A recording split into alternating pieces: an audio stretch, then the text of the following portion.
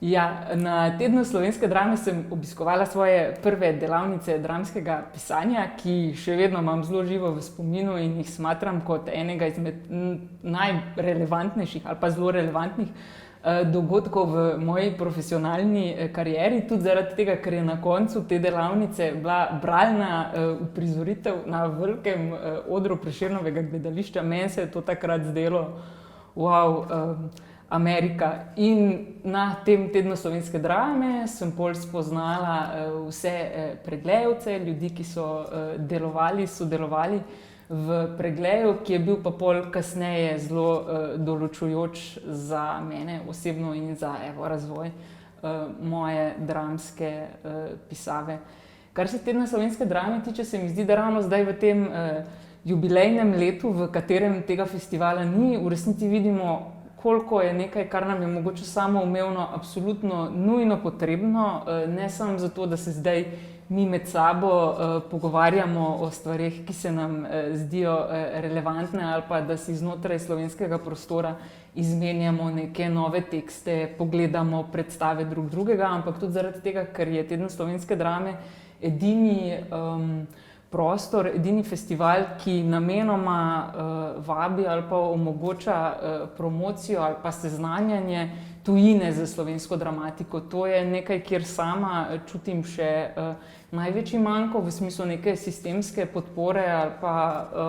sistemske prezentacije naše dramatike v tujini, ker to, da je fenomenalna in super, že vemo, pa to zdaj ne govorim absolutno ne o sebi, da ne bo kdo narobe razumel, ampak se mi zdi, da je zelo jasno, da imamo Slovenci glede na majhnost države izjemno gledališče in izjemno dramatiko, žanrsko raznoliko, tudi kar se tipov različne dramske pisave, dramskih pisav tiče, zelo raznorodno in se mi zdi fino se spominjati tega vsaj enkrat na leto na festivalu in to ponujati v ogled ali pa v branje tudi širše. Zdaj pa, kar se pa mogoče Grumove nagrade tiče, pa tudi letošnje nominacije, meni so vsa ta priznanja absolutno izjemno pomembna, so ena potrditev mojega dela, so nenazadnje tudi dobra referenca za vse umetniške vodje, režiserje, režiserke, za neko širšo strokovno gledališko javnost. Se mi zdi, da je to en taki potreben štempelj, da pa je nekaj okej ali pa zanimivega na moji pisavi, tako da ja.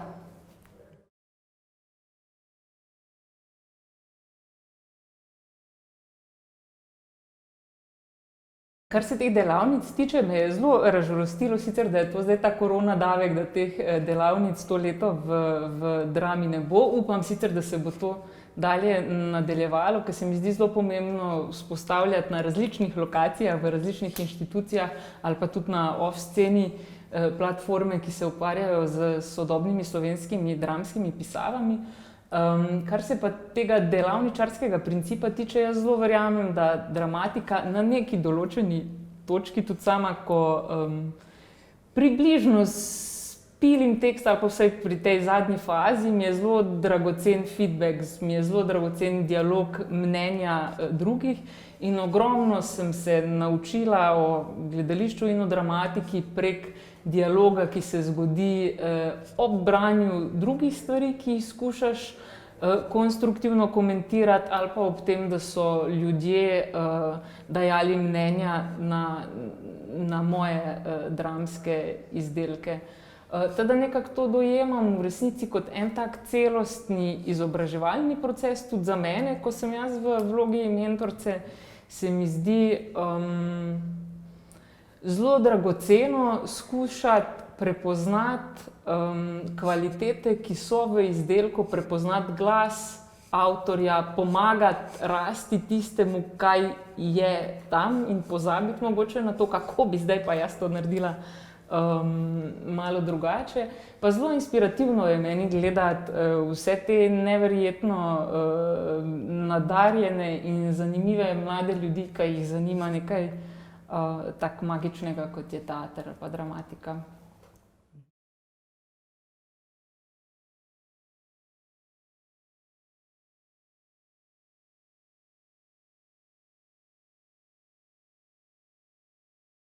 Do teh sob pobega sem zelo slučajno nekako, ne bi zdaj niti znala razložiti, kje se je zdaj zgodil tukaj ta klik. Ta tekst je štartal najprej od naslova, meni se je zdel tam vse ok, super naslov, to je bila prva stvar, ki sem jo imela in še vedno se mi zdi posebej danes genialen naslov. Ampak ja, zanimalo me je v resnici neka dinamika nekih ljudi, ki so profesionalno povezani, vse pa med njimi hočeš nočeš vzpostavljajo takšne ali pa drugačne osebne povezave. Zanimalo me je, do katere mere smo še odprti do drugih, katere segmente sebe cenzuriramo, skušamo skriti, nadzorovati, na kak način to butne ven. Pa vem, da v tistem obdobju ogromno mojih prijateljev, ko imajo vse te normalne, redne, resne službe, so mi razlagali, da so primorani v sklopu službe iti na takšne ali pa drugačne team buildinge. In so mi govorili o tem, kako je zdaj to naporno, zdaj pa ne vem, v petek zvečer ali pa cel vikend še zdaj tam biti z sodelavci na mesto, recimo z družino, pa ne vem kaj, ležati doma pa gledati televizijo. In ko sem iskala, kaj bi bil pa zanimiv prostor za to, da se ta team building zgodi, pa se mi je ta soba pobega zdela itak nekaj v osnovi zelo teatralnega, zelo je teatrska, mislim, to je ena taka igra v igri v resnici. In do takrat, ko sem jaz začela pisati o tej, mislim, ko sem začela snovati ta tekst, še nisem bila v nobeni sobi pobega, pa sem si naprosila eno tako pripravništvo v Enigmariumu, oni so eni ponudniki teh različnih sob pobega v Ljubljani, pa mislim, da so meni 14 dni imeli tam, super so bili na uvajanju v tem smislu, da so mi pokazali vse te sobe, da sem lahko bila zraven, ko so različni ljudje odigravali te svoje igrice, pa sama sem seveda tudi to sprobala. Taka zelo zabavna, prostočasna dejavnost, moram reči, kar zanimiva.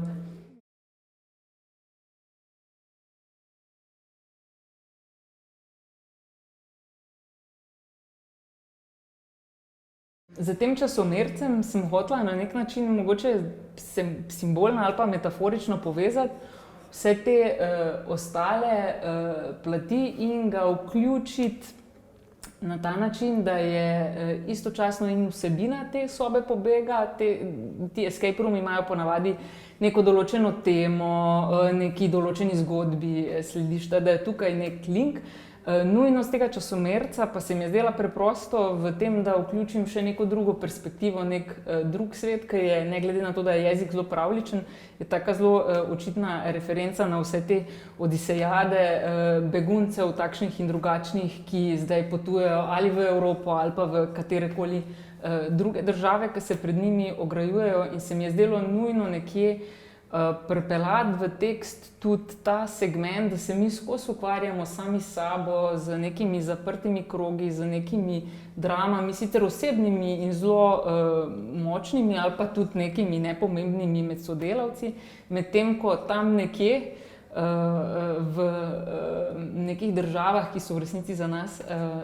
zahodnjake zelo hitro eno igrišče, iz katerega vzamemo to, kar nam paše, ostalo pa pustimo tam. Se mi je zdelo nujno tudi to vpeljati, nujno se mi je zdelo na to nekako opozoriti in o tem govoriti, in sem se kar dolgo ukvarjala z tem, kakšen jezik, kakšno formo najti, da ne bo to samo še ena izmed teh televizijskih novic, ki se mi zdi, da se jih zelo hitro prenasičimo, pa nam pol kar naenkrat nič več ne povejo.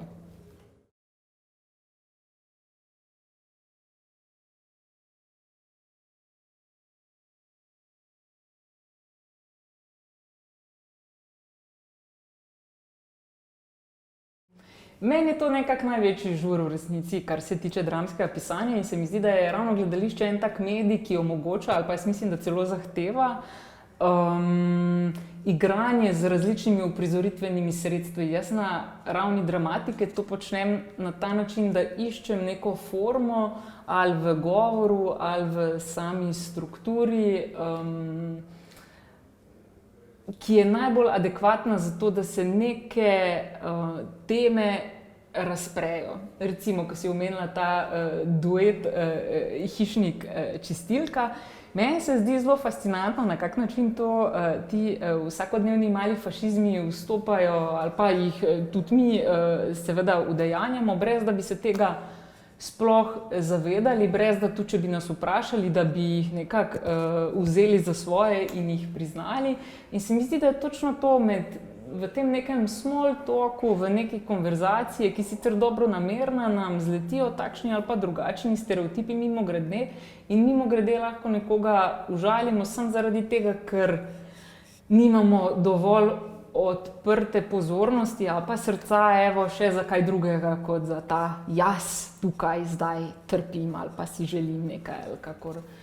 kakorkoli že. In ona dva se mi zdita najbolj tak kako bi se temu reklo, taki kleni slovenski dialoški moment, kjer se ogromno govori, zelo malo se pove, pa se nekje vmes nekaj nakaže. Si pa želim, pa sem si želela, da je to še eden izmed teh segmentov, ki govori točno o tem, kako hitro smo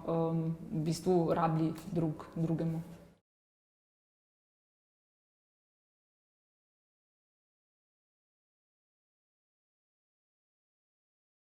Pa meni se zdi, da je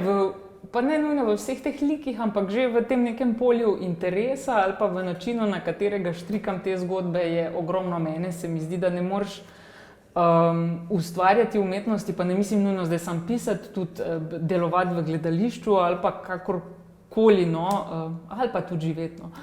brez nekega osebnega odnosa ali pa osebnega angažmaja. Absolutno so v tem tekstu, kot v mnogih drugih, neke stvari, ki mene izjemno zadevajo ali pa me izjemno bolijo, ali pa jih skušam skozi to, da o njih pišem, jih mogoče nekako osmisliti ali pa razmisliti na nek drug način o njih. Ta Mihaela, ta gej masterka, tudi nek povezovalni moment mogoče, se mi pa zdi res en tak simptomatični primer ene generacije mladih ljudi, ki so izjemno marljivi, izjemno delavni, sposobni, poleg študija delajo, dobri so v tem, sledijo vsem nekim pravilom, kako je treba delovati, pa je zelo vprašanje, kaj je tisto, kaj jih čaka na koncu, ravno zaradi neke te majhnosti, mislim, mentalne majhnosti nekega okolja. In tu se mi zdi, da smo Slovenci tako zelo eksperti za to, da je uravnilovka tukaj nekje in vsak, ki zdaj izstopa navzdol ali pa predvsem navzgor, iz tega je že problematičen, ker seveda ogroža ta sistem. Zdaj pa odvisno od tega, kakšen tip človeka si, zdaj to izstopanje nekako preneseš in izstopiš tudi, da se oceliš. V končni fazi je to nekaj, kar se je pred zaprtjem mej zelo na veliko dogajalo, ali pa pač se odločiš za nekaj, kar je mali poraz na nekem osebnem nivoju, zaradi tega, ker je pač konformizem to. In se mi zdi, da je ona nosilka enega tega vprašanja, katere kompromise v življenju še lahko sprejmeš ali pa moraš sprejeti ali pa ne smeš sprejeti, zato da lahko nekako živiš sam s sabo, da sam sebi ne rataš ena ta soba pobega, znotraj katere se skozi ciklaš pa skušaš pač nekje pol najti pot ven. Je pa ona ena izmed teh, ki pušča nekje ta odprti konec tega, kaj zdaj z njo bo, ali bo šla v to Ameriko ali New York, ali ne vem, se sem malo že pozabila, čisto točno kam gre, ampak nekam gre ali ne, ali to.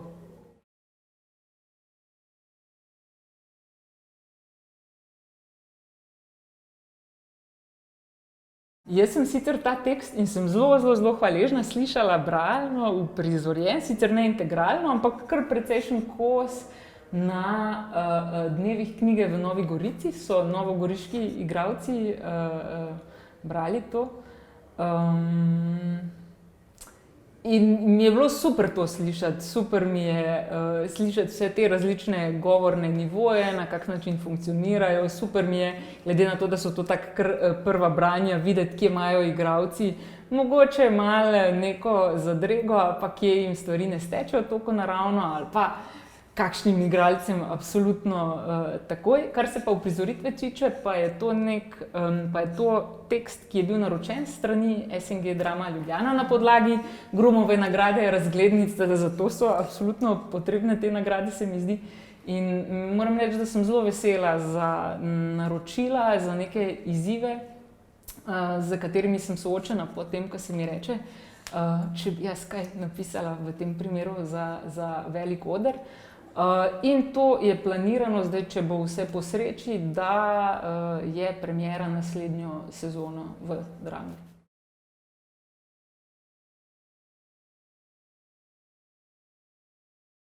Ne, je bilo zelo odprto. Moram reči, da Igor Samobor, ki mi je naročil ta tekst, ima eno neverjetno zaupanje v mene, verjetno še v koga, no, ampak kar se zdaj najnega odnosa pri tem tekstu tiče, pa tudi pri razglednicah, je v resnici to, da sva se pogovarjala o tem, kaj bi naj bila usmeritev sezone, ki se sicer vmes mislim, da že spremenila, ampak je bila samo ena beseda, ki jo on izrekel, mislim, da je